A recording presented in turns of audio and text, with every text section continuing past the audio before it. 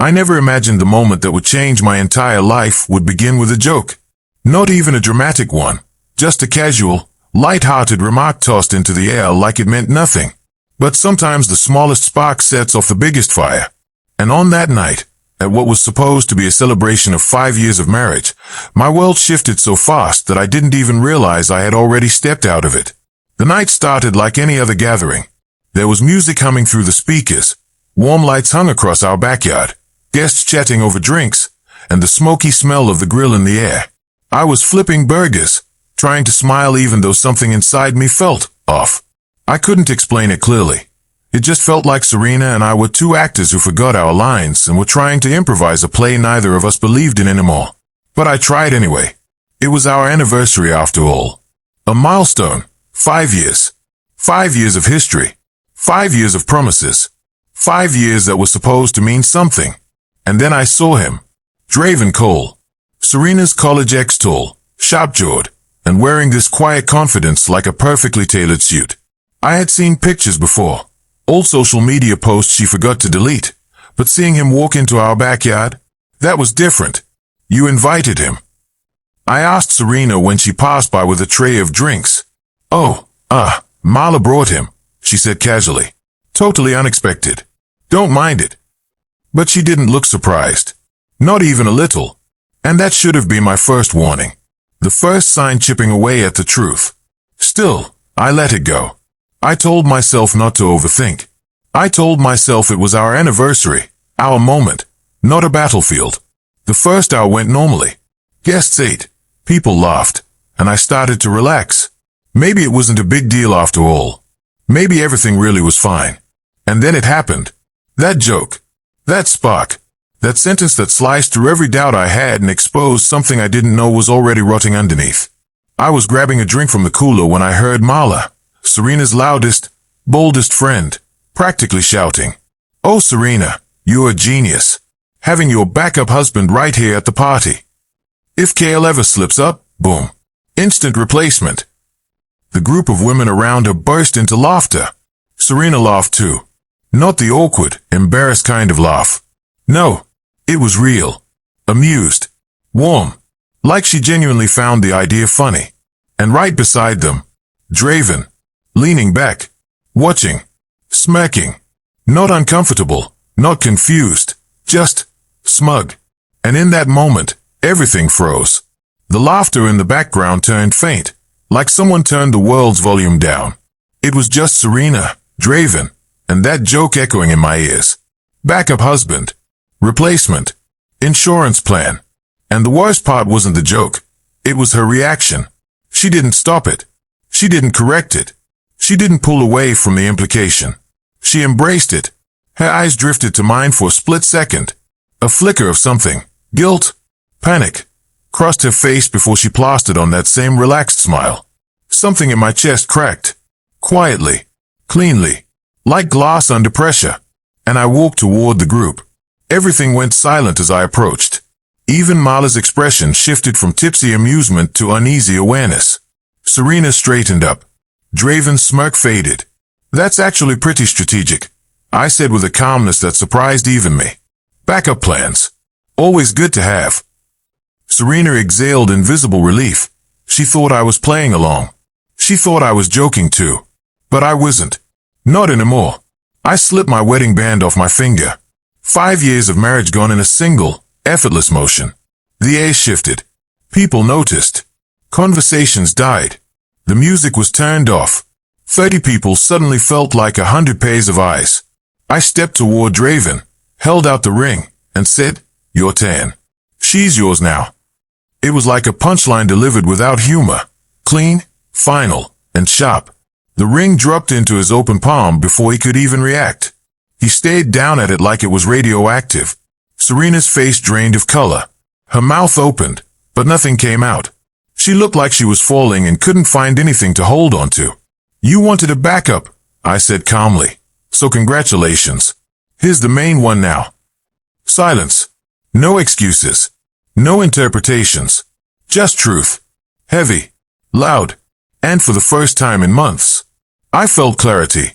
I walked through the house, grabbed my keys, and left my own anniversary party without looking back. And the strangest part, I wasn't angry. Not yet. I was just done. Like a switch had flipped. As I drove to my brother Rowan's place, my phone buzzed nonstop.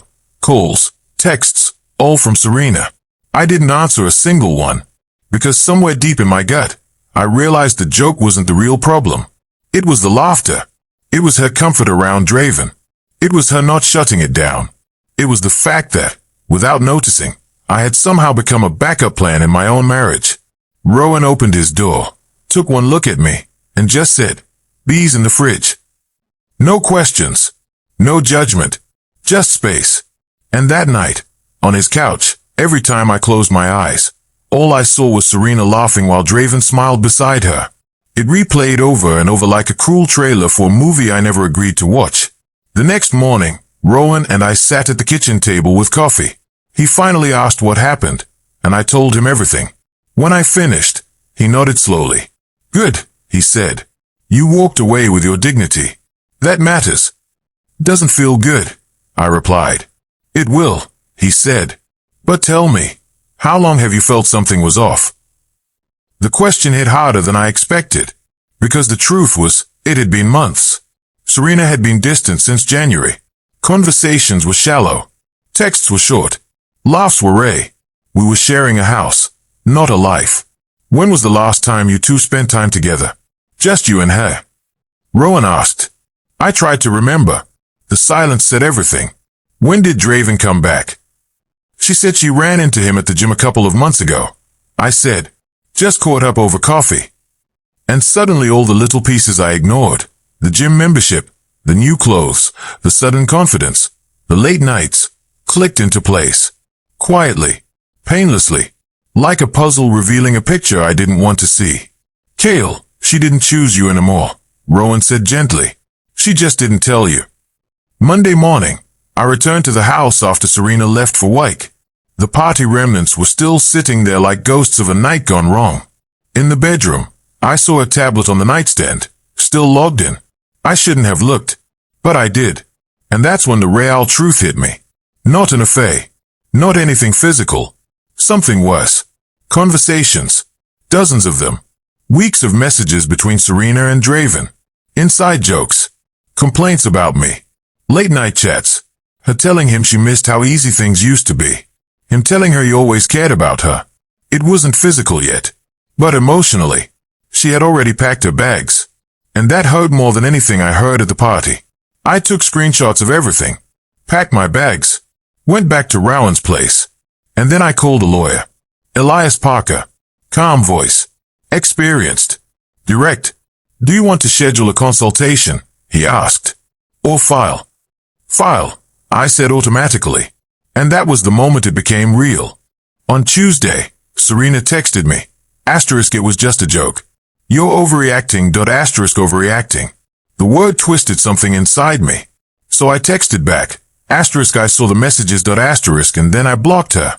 That night, Rowan looked at me and said, "You're handling this better than I expected." But I didn't feel strong. I just felt empty. Like the betrayal had drained everything inside me. And now all that was left was space. Space for the truth. Space for clarity. Space for something new someday. But not yet. Not now. Because first, I needed answers. And I was about to get them, one by one, until the full picture came into focus. And trust me, the truth was far worse than I expected. The truth didn't arrive all at once. It came in waves. Quiet but heavy. The kind of waves that knock you down even when you think you're standing strong. The first wave hit 2 days after the party, when I sat across from Rowan with a stack of bank statements, receipts, and screenshots I never wanted to see. It wasn't about spying. It wasn't about catching Serena in a lie. It was about understanding how long I'd been living in a story that had already ended. And the timeline was clearer than I expected. The gym membership in January. The new clothes bought in February. The odd work hours in March. Lunchtime cafe charges in April.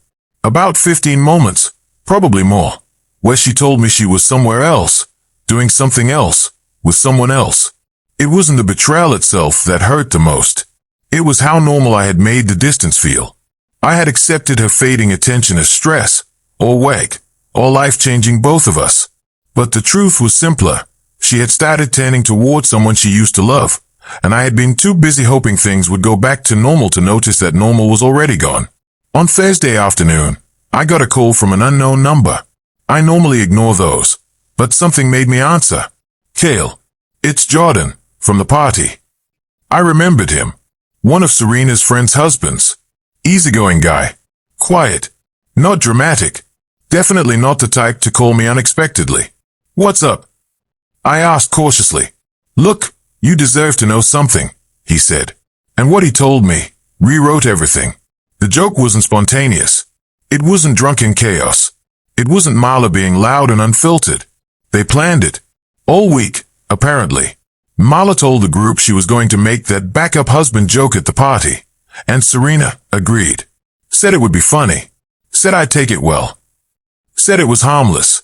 That knowledge hit differently. It wasn't just inconsiderate. It was orchestrated. Approved. Expected to land like some kind of harmless punchline. But jokes reveal truths. And that one revealed more about my marriage than any message on Serena's tablet. After the call, I sat in silence for a long time, staring at the wall, feeling something sink inside me. Not anger. Not heartbreak. Something colder. Acceptance. Pure, clean acceptance that this wasn't a momentary mistake. This was a pattern she didn't see a problem with. Serena wasn't trying to hurt me. That's the part that stung the most. She didn't think their asterisk was asterisk anything to hurt. And that told me everything I needed to know. The second wave hit on Saturday morning when my lawyer Elias asked me to meet Serena at a diner. She wants to talk, he said. Says she'll sign everything if you hear her out. I didn't want to go. But I wanted closure. Wanted finality. Wanted to finish the chapter and move on. So I went. Elias sat a few tables behind me. Not involved, just present. Just in case things went sideways. And then Serena walked in. She looked smaller, somehow. Not physically, emotionally. Like something in her had deflated overnight. She sat across from me and didn't even bother pretending to smile. Cale, thank you for meeting me. I didn't respond. Nothing happened with Draven, she said quickly. We never kissed. Never crossed that line. You crossed every line that mattered, I replied softly. She flinched. Then she whispered. I was confused. Confusion doesn't send months of messages. Confusion doesn't hide coffee dates. Confusion doesn't turn your husband into the safe option. You weren't confused, I said. You were comfortable. Tears welled up in her eyes. Real tears. The kind she never let anyone see. I didn't mean for any of this to happen, she whispered. I thought it was harmless. I thought we could fix things later. I thought you'd understand. Understand what? I asked. That I wasn't your first choice. She looked down, twisting her fingers together. I didn't know how to handle seeing him again, she said. It stirred up things I thought were gone. I didn't want to hurt you, Cale.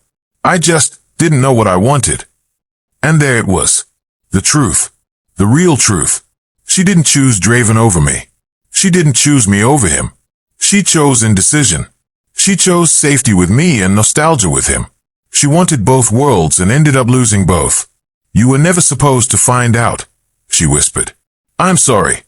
You're sorry because it fell apart, I corrected. Not because you did it. We talked for a while, or rather, she talked, and I listened. She cried. She asked for another chance. Therapy. Closure. Time. But the thing she didn't realize was that the moment I handed my ring to Draven, something inside me had already closed. Not out of spite. Not out of anger. Out of necessity. Is there anything I can do? She asked finally, her voice cracking. Sign the papers, I said. And after a long moment, she nodded. Okay. Then came the final question, the one that showed me just how lost she was. Do you think I should talk to Draven? Or try again? I almost laughed. I'm not your advisor, I said gently. You're free now. You choose what comes next. She wasn't expecting that answer. She wanted guidance, permission, some kind of emotional anchor. But I wasn't her anchor anymore. And that was the moment she finally realized it. I walked out of that diner with Elias behind me, nodding with approval. She'll sign, he said. It's over. And he was right. She did sign. And it was asterisk over. The third wave came weeks later, when the divorce was almost finalized. Life moved forward slowly. I returned to work, picked up extra shifts, moved into a small rental home that felt quiet but peaceful, started running again, started sleeping better, started feeling like myself for the first time in a long time.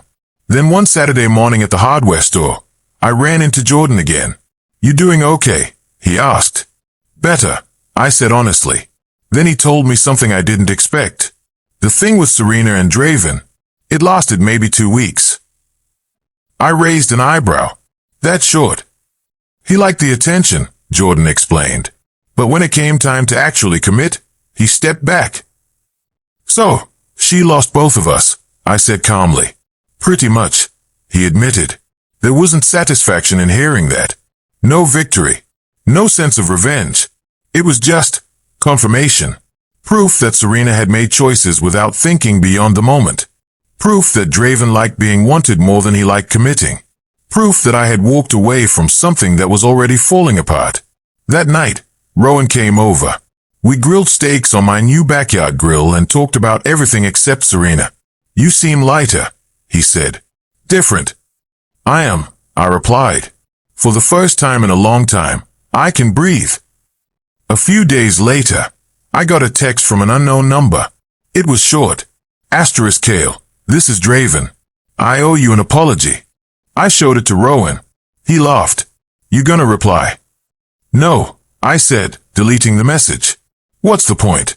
Some people only apologize when the consequences show up." Months passed. Seasons changed. My life rebuilt itself in quiet, gentle ways. And then one random afternoon, while driving home from work, I saw Serena at a gas station. She looked tired. Not bad, just worn down. Like life had been heavier than she expected. For a moment, I thought about stopping, checking in, being civil. But then I remembered everything. The jokes, the messages, the distance. And I kept driving. Not out of hatred, out of self-respect. Some chapters don't need revisiting. They need closure. True closure. And I already had mine. A year after the party, I was sitting in my backyard when I got a message request on social media. It was Serena. I opened it, expecting drama or excuses. But instead, it was short, honest, vulnerable. "You were right about everything. I wasn't over him. I used you as a safety net. He didn't want me in the end. You deserved someone who chose you first. I hope you're happy. I truly am sorry. And for the first time, I read her words without pain, without anger, without anything pulling me backward. I replied with just 2 words, I am. Because I was. I didn't tell her about the promotion at work or the new house or the woman I started seeing months earlier. Clara Wynn, someone who chose me from the start, someone who smiled with honesty, someone who didn't need a backup plan. Serena didn't need to know any of that. My happiness wasn't connected to her anymore. That chapter was closed. And the life I was building now, slowly, carefully, steadily, was mine alone. Clara and I grew closer with time. We shared stories, laughs, quiet moments, and simple peace. Not dramatic highs or chaotic lows. Just something genuine. Something easy. Something real. Rowan visited one evening and asked, "You think you'll ever tell Clara the whole story?" I shrugged. "Maybe someday," I said. "But right now, I'm focused on building something new, not dragging old ghosts into it." He nodded. "That's the right call." And he was right. The past shaped me, but it didn't define me. Not anymore.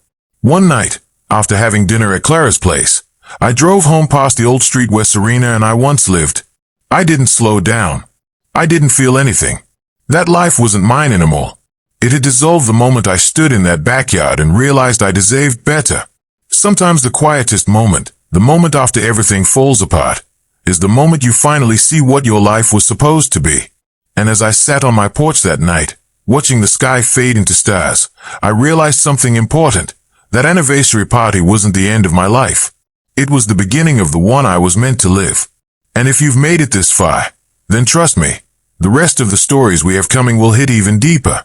So make sure you subscribe, because tomorrow, the next betrayal begins.